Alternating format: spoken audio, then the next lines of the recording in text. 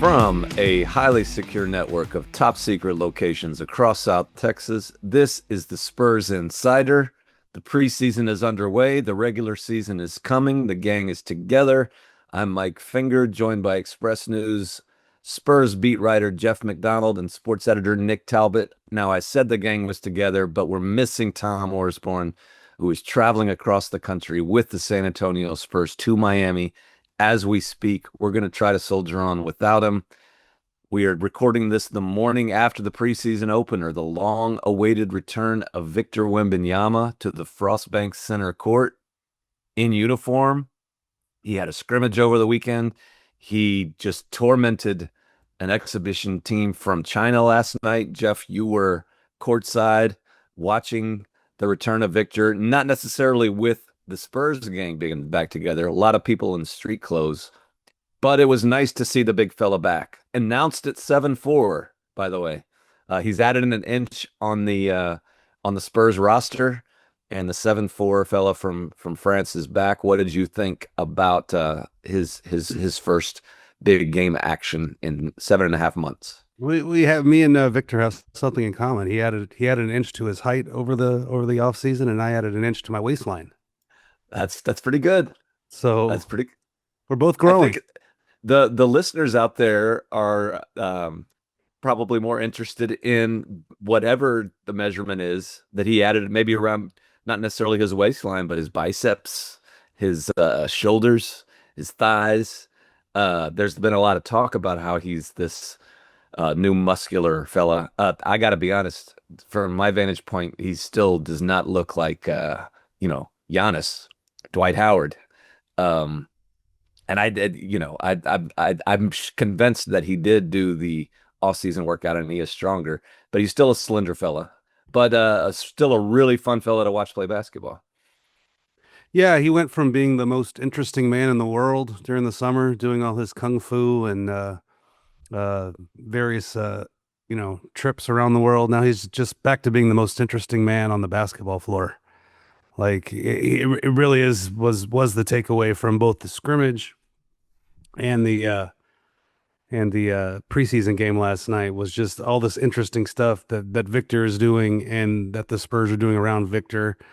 In the scrimmage, he did use that bulk a little bit. Like one of the viral clips was him just ramming into new teammate Luke Cornett on his way to just a vicious dunk in the inter-squad scrimmage. And Cornett, by the way, they signed him because he's one of the best rim defenders in the league, and Wemby just bullied him on that play that everyone saw. And then last night in the game, two things stood out to me about Wemby. One was him working with Luke Cornett, running pick and rolls with Wemby as the 7'4" ball handler, and just how that two-man game and how great it looked. The first night out. Now, granted, they were playing a team of Chinese guys they didn't have anybody to match up with either of those two players. Against NBA competition, it might be a little tougher, but Cornett did have some good moments with Porzingis last year in Boston playing together. So I think that combination is going to be fun to watch when they're on the floor together, Victor and Luke. And also the thing that stood out to me is, last year we were never on the Victor should never shoot threes bandwagon. Some people were like, he's 7'4", he should just be in the paint. He shouldn't shoot 7 threes a game. Well, last night Victor took 1 3-pointer with like 2:50 left in the first half. He only played a half, so it was basically at the very end of his stint.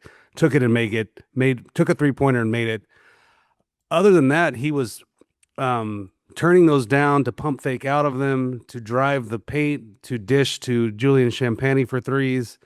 And that was an interesting change in philosophy to me, or a change in focus to me. And if he's going to be that kind of playmaker, it's going to be a really interesting Victor Wembanyama season. I think that I agree with you on that noteworthy development. I think there have been stretches before where he's gone away from it, and I would almost bet everything that I have that there are going to be games when he shoots 8 to 10 of them again. Like, he's not going to abandon that part of his game. That's something that he takes pride in. It's not just a vanity type of deal either, where he thinks he's a 3-point shooter. That's what unlocks the the alien in him, right? That's a piece of what unlocks the alien is that he's 7'4" and can make those threes. And he is not going to have a Dwight Howard body ever. He's never going to be just a pure post player. And so those 3-pointers are going to come, but you are right in that if he can go through stretches where he really focuses on the other stuff. And in talking to Mitch Johnson after that game last night, the one play that he brought up was not the just otherworldly dunk slash fast break assist, which I'm not sure I've ever seen anything like, where he dunks, where he and not dunk block, where he blocks a Chinese player's shot into the backboard, which starts a fast break that like immediately turns into a Keldon Johnson fast break bucket. If you haven't seen that online, you can probably find it. Mitch didn't bring that up. He brought up a play where Victor was on a dribble drive, turned, and in the words of Mitch Johnson, made a chest pass that anybody in this room could have made. I think Mitch has never seen me play though. I think Mitch was looking at Jeff McDonald when he said that. He's giving me a little he's giving me a little too much credit, I think. Mitch said anybody in the room room full of sports writers and camera guys could have made this chest pass to Julian Champagny for a 3, and that's what stood out to him is Victor understanding situations and understanding how to get people involved and understanding that he can make things easy, not just by doing it himself, but by relying on his teammates. And the quote that was in the triple take, which is returned to expressnews.com, the 3 takeaways from every game that Jeff wrote with his 3 Diet Cokes last night. If you want to look that up, find one of my favorite Victor quotes that I've heard. And the more I thought about this, the more brilliant it is. I don't know if he borrowed it from somebody, but Jeff, it was in your triple take. Do you know it off the top of your head?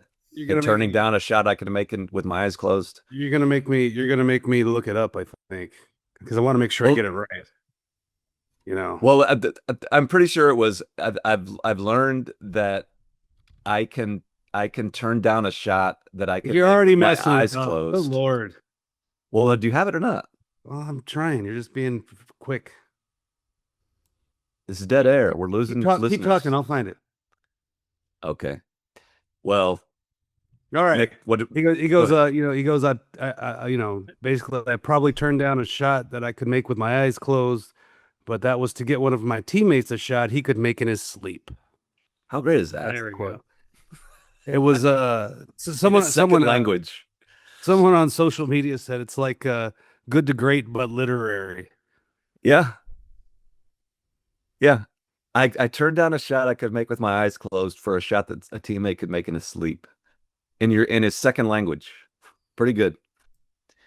It reminded me of we're really gonna lose people here, and I don't have this off the top of my head either, but there was a TV show back when people watched TV on about the West Wing. It was called, I think, The West Wing. And that there was a story about dealing with foreign diplomats, and there was an idiom that the diplomat used about why should we have enough nuclear weapons to destroy the world twice over? Isn't once enough? And this was a key plot point in this particular episode because it showed that it was not the diplomat who was speaking, but someone with a command of the English language understood it. I can't believe I wasted everybody's time with that, but it made me think of that when I heard Victor provide such a perfect metaphor, such a perfect quote in his second language. He blows me away on and off the court. This is not breaking news. That was part of a very long Victor answer that was pretty illuminating too. On that topic of, the specific question was asking about those couple of plays where he had a 3, and I'm just used to him taking those. I've just gotten used to him. If it's open, he takes it. He had a 3, pump faked his defender, got moving towards the paint and dished to Julian for a 3. And he gave a long answer about why he's looking to do that this year. And part of it was him realizing he's got a bad shot for Victor is still a good shot sometimes. Like he can still make those. So he's figured out I can get a shot a shot anytime I want with 21 seconds on the shot clock or 2 seconds on the shot clock. So why don't we try as a team to find a better one, an open one, and if it comes down to it, I can still take that same contested shot with 2 seconds left on the clock. Like he can get a shot off at his size and his skill at any point in the shot clock. So he can get that same three later. So why take it then when you might be able to get Julian Champagne for just a wide open one? So which again isn't like a revolutionary idea. This is something that basketball coaches have preached for years and years and years. But to hear him say it in exactly that way last night, I think that's you're basically quoting what he said. I think it was, I can get a fadeaway jumper, a contested fadeaway jumper with 21 seconds on the shot clock. There's no reason for him to take it before 2 seconds on the shot clock. We have 24 seconds to find the best solution. We have 24 seconds to. He's incredible.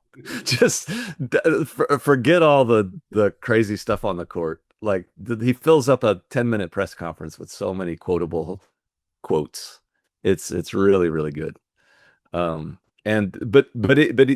point for the listeners who care about it is this team finally going to start winning again? Is he going to put this stuff into practice, and is this going to make the team better?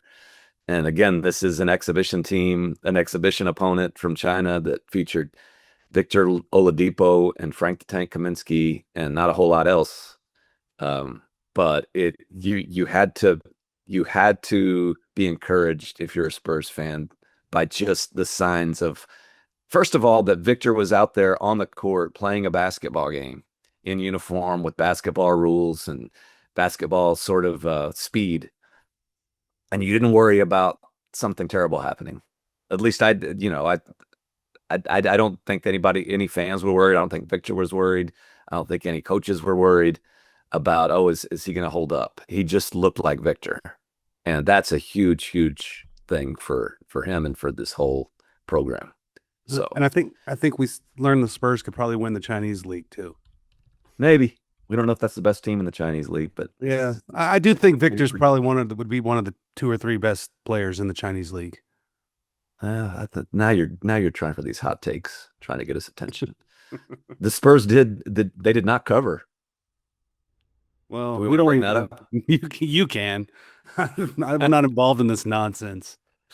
Shout out to longtime friends of the podcast, Paul Garcia and Matthew Tynan, who were in the closing stages of this huge exhibition game. One of them was sick enough to have looked up what the point spread was for the preseason game featuring the San Antonio Spurs. The San Antonio Spurs team playing a bunch of Exhibit 10 guys and two-way guys against an exhibition team or a team from China, and they looked it up and it was 35.5. Which who's betting on this? And at the time they brought this up, the Spurs were leading by 35 in the last minute of the game, and then things did not go well for the home team. They did not cover, so there was talk that maybe there was a scandal there, that maybe the game was fixed. But I think the NBA has its hands full with the Kawhi situation. We don't need to be starting another investigation for Pablo Torre. Send the evidence to Pablo Torre, baby. But man, if you're out there and you bet on that game, like touch some grass, man. What did De'Aaron Fox say on media day? You know that number at the bottom of the screen, 1-800 get help or whatever. You need to dial that number. That's right. That's a good segue to the guys who did not play last night. We're a week into training camp, and I know there's fury out there. There's concern. There's panic in the streets because not only is De'Aaron Fox not playing, not only did the starting point guard not play last night, but Stephon Castle sat out, Devin Vassell sat out. Which other important guys are? Dylan Harper sat out. Just for the listeners, Jeff, you've been going to practice every day. I don't know how they survive without Jordan McLaughlin. Jordan McLaughlin sat out. What is the rundown? What is the update since our last podcast on the status of all those guys? I don't think Devin Vassell is a true injury concern, right? Yeah, Yeah, I did ask Mitch about Devin before the game because he was the one that didn't really have an injury designation. He was just kind of a healthy scratch. And Mitch said they're just beating the crap out of each other in practice, and some of these guys are just they're gonna get rested. And it's been this way for every preseason I've ever covered with the Spurs. Guys don't play in every game. They think Devin's. I've been told Devin can be expected to play in Miami on Wednesday. The one update since the last time we convened on the podcast, which you and Tom kind of already probably alluded to on that one, but I heard it with my own ears from people that work from the Spurs, is that Dylan Harper seems to be a little bit ahead of the timetable, and it would actually not be a surprise at all if he makes some preseason appearances before this slate is over. So really the only update I have on all those guys is a positive one. Everybody else is about the same. I guess Steph Castle was not hurt the last time we talked, but he banged his knees with Victor. It's just sore. There's no long-term worry about that at all either. And the only guy right now that seems doubtful for like games that count is Fox. So that's where they stand with that. How about Kelly Olynyk? Um, that's a good question since he hasn't done much. He's coming off a heel surgery in April, and I was told he also had a baby, which I thought that's a huge. He's probably the first NBA player to ever have a baby. Like that's just a story we should do. But then I was told, I don't even know what that joke means. I don't even know what you're trying to get at there, but go ahead. well, that was the exact quote I was told.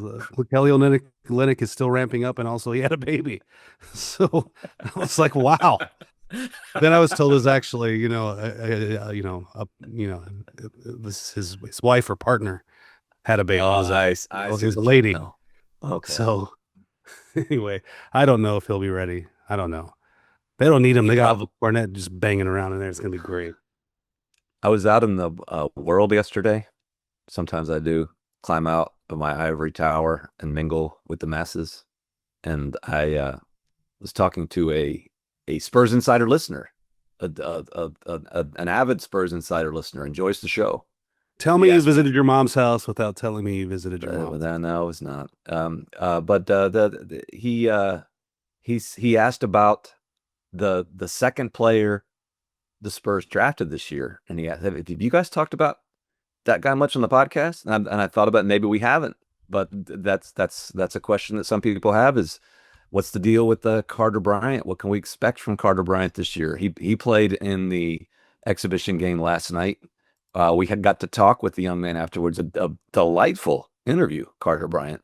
What do you? I know the answer to this, and I know you're about to throw cold water on everybody who wants to see more Carter Bryant. But what? Just run down for the sake of posterity on this podcast. What can we expect from the young fella from Arizona this year? What's his status, and what should be realistic expectations for him? I'm not going to throw complete cold water on it. I do think he's not a guy that we're going to see a lot of on the NBA floor at the beginning of the season. I think that's something he's going to have to work up to. But just sitting there courtside last night watching him move, there's a lot to like there. And you start with the fact you got to remember as it is with a lot of these rookies coming in, he's 19 years old. Like the body he's in now, which is already an NBA body, is going to, get bigger and stronger. Like you can just see that the frame he's got to go with that just otherworldly athleticism he's got and that defensive mentality he's got. He's going to grow and get more muscular and stronger, and he's going to be a beast. What that translates into, but he's going to be a physical beast who can jump out of the gym. And I think when he gets to that point, you can work a lot with physical beasts who jump out of the gym and play defense. So I definitely see where he can find a role on this team. Maybe not the first month of the season, maybe not his whole rookie year. Maybe he's hit or miss his whole rookie year. But when you're projecting this out seasons down the line, I can see why they're excited about him. I would quibble a little bit with that in that I think his body, athleticism, physical abilities are more NBA ready than just the experience part of it. Like, yes. I think the physical stuff is going to get better. He's going to get bigger, but that body right now, and it's sort of off-putting to refer to a body. I agree. But release the files. The physical tools are ready right now. It's not Yeah, that he needs that's to what I get was getting at. Like the he's got that, physical he's tools got are the ready. body. He's a guy who um in college basketball, his only season of college basketball at Arizona did not start and did not play. What I think he averaged 20 minutes a game. Like he didn't play even a half a game. He didn't average half a game in college. Like he is just the readiness to play NBA basketball from just a game experience standpoint just isn't there yet. And like the days of Keldon Johnson, DeJounte Murray, Derek White, Lonnie Walker, all those late first round picks, mid to late first round picks over the years who would dominate the G League for a year and then kind of be poised to take that huge leap in his second year. I think that he's probably on that track, especially considering all the depth this team has when it's healthy. Like if everybody he could prove me wrong if none of these guys are ready to go on opening night and he gets thrown out there against Dallas. But if you look at the Spurs depth chart when everybody's healthy, there are probably 11 guys ahead of Carter Bryant. Is that fair to say? And there's just not room for him. And I think that he's a guy who would get a lot of benefit from getting those reps up in Austin. Once that G League season starts, it won't start when the NBA season starts. But realistic for the question out there, what are we going to see from Carter Bryant this year? I think that he's a guy who they're definitely excited about. Might see some sporadic action here and there because of injuries to other guys. I think he's going to play in Austin, and I think that'll be great for him. And by the end of the year, he might be ready to move into the rotation for sure. I think they're looking at next season for them to really count on his defense, his 3-point shooting, athleticism, all that stuff. So God, the YouTube comments are just going to be brutal. well, You're supposed to say that he's going to challenge for Rookie of the Year in the NBA. That's what you're I, supposed to I don't say. think that's going to happen. I'm sorry. And also, while you're the one who monitors the YouTube comments and sitting courtside last night at the Frostbank Center, Jeff looked over at me after a certain player committed to turnover and said he wanted to spend the whole podcast the next morning talking about one player in particular.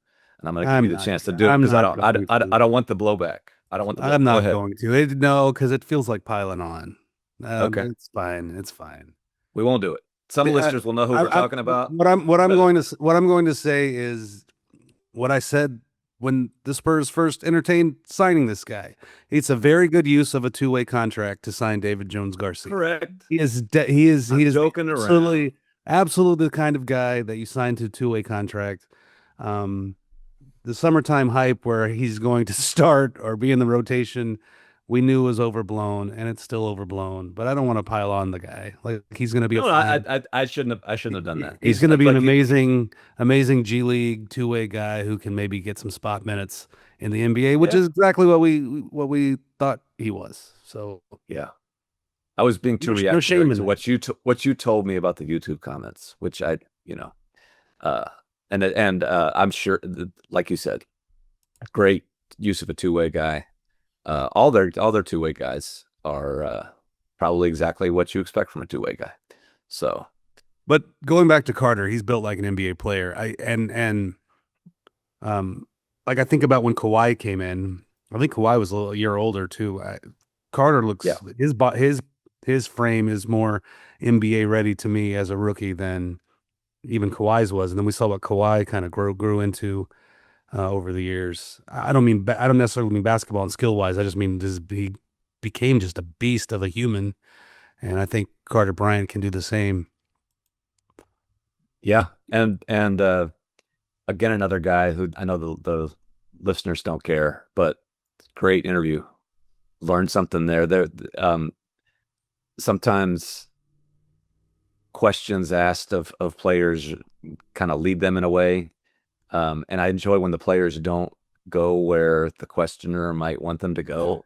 And there was a question last night about how is Victor, when Carter was raving about Victor, and he had some great descriptions of just the crazy things that Victor does in practice and and all over the place. And there was a question about how is he the type of guy who makes you feel okay about letting your guy go by you every now and then. And that's just the kind of hyperbole that you'd expect someone to say about Victor. Yeah, you can let your guy go by and you're going to be fine back there. And Carter said, "Oh no, you never want to let your man beat you, no matter who's back there. You don't want to put that on Victor." And I think that's a cool mentality for a rookie to have. It's sort of something that every player thinks. You never want to let a guy get by you, but he seems like a really fun dude. I also enjoyed guy. I enjoyed his pure joy at getting to meet Pop. Yeah, talking about that. Pop, by the way, was at shoot around the other day. He made the president of basketball operations made an appearance in front of the where we could see him, like he was in the actual gym, just kind of sitting there and talking to various players, including Carter Bryant. And Carter it was very endearing. How it was just all he did say something that we know is true. But like that guy's been the coach of the Spurs for my entire life, and it's true. It's true. Like, I mean, Carter wasn't alive plus a decade, by the way. Yeah. Like he started a decade before Carter was born. I think Pop might have had 2 championships before Carter was born. Possibly 3. No way 3. For sure 2. Carter was probably born in 2005. If I had, I don't have that in front of me, but that's making me feel older by the second. But yeah, Carter said that he was shocked that Pop knew his name. And that really made me laugh, because towards the end of Pop's career on media days, he'd often make the joke about how when Pop was a coach, Pop would come in and say, "I don't know any of these guys' names." The camp invitees and the two-way guys.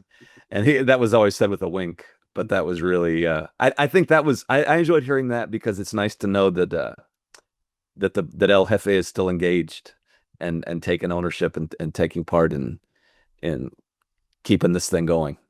I think it's good news for people to hear that he's involved like that. Carter Bryant was born on November 26, 2005. So there were 3 championships. 2. 1. About 3, you're right. 3 championships won before he was born.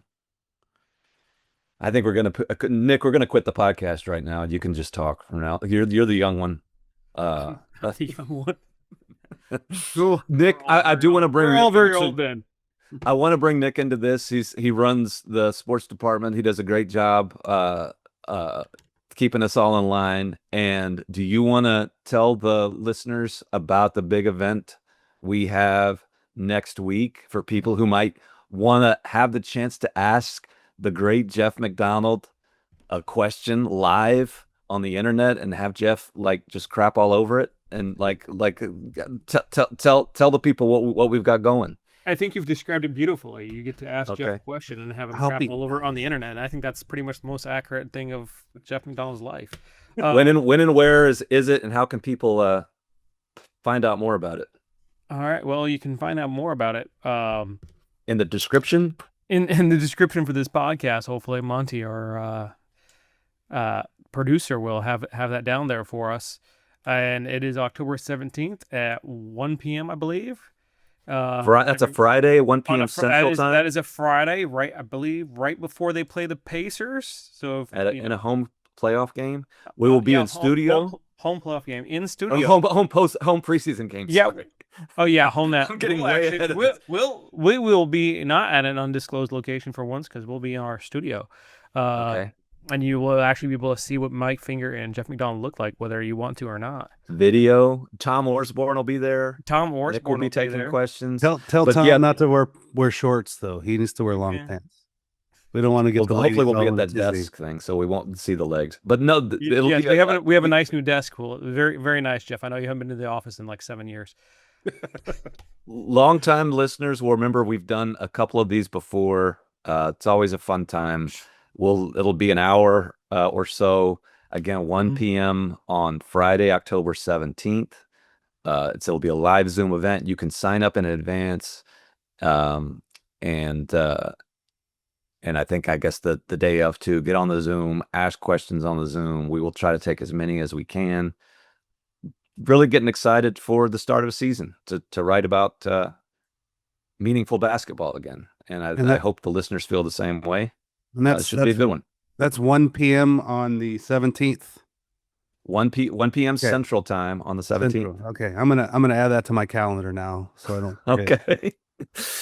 Should be a good one. Yeah, between now and then, there's going to be a few more exhibition games. Tom has the one in Miami covered.